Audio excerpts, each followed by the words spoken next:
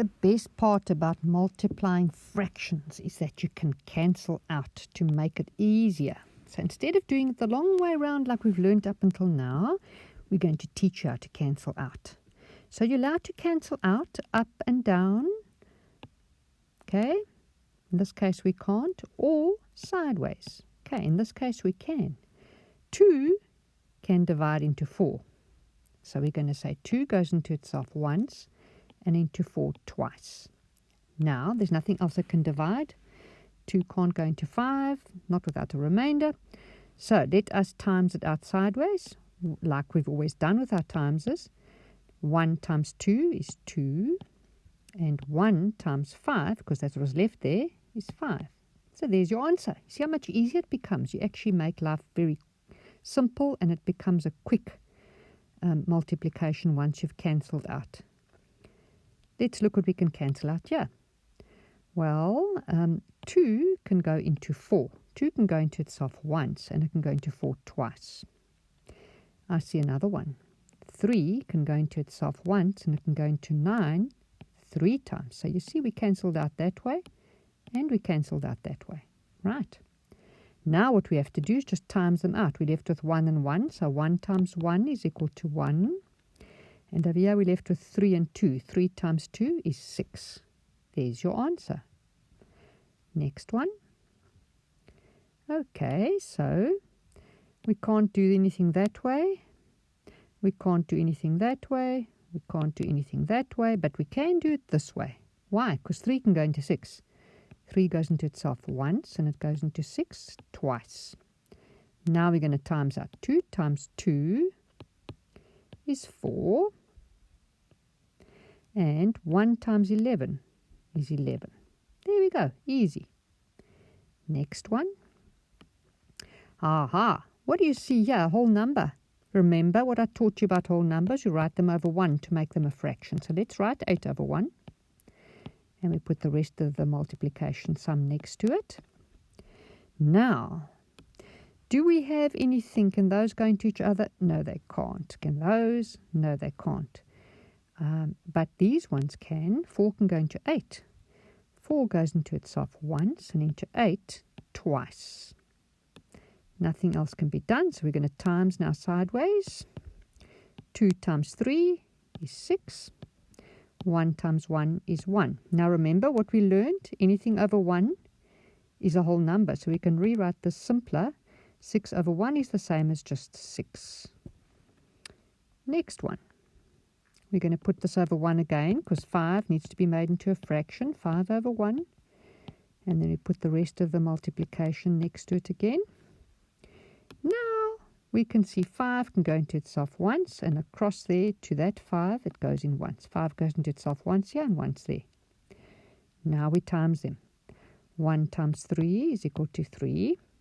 1 times 1 is equal to 1. And what did we end up with? Again, a whole number. 3 over 1, because anything over 1 is a whole number. Right. Now we have a mixed number. We have 2 and 3/5 here. So let's first make that into an improper fraction. So let's rewrite everything with an improper fraction. We'll keep this as it is. Times, and that's going to be 5 times 2 is 10, plus 3 is 13. Okay, right. Now we're going to see what we can cancel out. Well, these two 5s will go into each other once, and there's nothing else to do. Now we're going to times across. 1 times 13 is 13, divided by 6 times 1 is 6. Okay. Now we've got an improper fraction, which we have to make into a mixed number. 6 will go into 13 twice, because 2 times 6 is 12. That leaves us with 1 over 6 as a remainder, because 13 minus 12 is 1. And then you write it over your 6. There we go. Now the last one, you're going to do, it's 2 improper mixed numbers that you're going to make into improper fractions, and then you're going to cancel it out. And we're going to see if you manage. You're going to press pause, write them down, solve them, and come back and press play. And I'll see you again after that. Okay, so you're back. Let's have a look at this. Okay, so we're first going to make them into improper fractions. The first one is going to be 2 times 2 is 4, plus 1 is 5. 5 times 3 is 15, plus 3 is 18. Okay, now, oh, this gets exciting. We can cross two ways. We can first see here, this way down, 5 can go into 5. So 5 goes into itself once, and 5 goes into itself once. Now here, we've got 2 that can go into 18. Do you see that? So 2 goes into itself once, and 2 goes into 18 9 times. Now let's times sideways. 1 times 9 is 9 over 1 times 1 is 1. And the answer is 9 because it's a whole number. Anything over 1 is a whole number. Now I just want to show you something as an example. How much fun it can be to cancel out. I just want to make something here for you to see. We can cancel out up and down as well. Look, 5 can go into itself once and into 25 5 times. 3 can go into itself once and into 9 3 times. And then we times out. 1 times 1 is equal to 1 over 5 times 3, which is 15. Okay, so we can also do those kinds of cancellations. Let's look at another one. Let's have 10 over 20 times 5 over 45. And we can see we can do it up and down here. 10 can go into itself once and into 20 twice.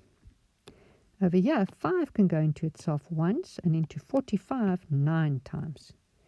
Now we're going to times it out. 1 times 1 is 1 over 2 times 9, 18. So basically you can see that it is so much fun to cancel out. Let's look at another one. Let's look at one a little bit more advanced.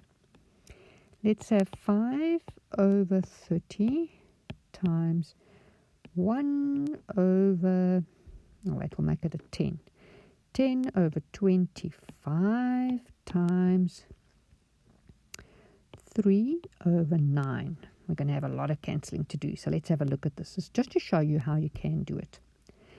10 can go into itself once and into 30 3 times. 5 can go into itself once and into 25 5 times. 3 can go into itself once and into 9 3 times. Now we're going to times them out. 1 times 1 is 1 times 1 is equal to 1. 3 times 5 is 15 times 3 is 45. I know that in my head. You can work it out.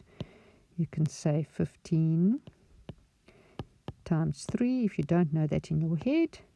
And that will be 5 times 3 is 15. And that will be 45. You see that? So 1 over 45. So as long as you can see, it is really nice if you can just look. You need to know your times tables very well. And when you cancel out, it becomes so simple when you have to times it out sideways. Okay, I hope you learned a good trick there.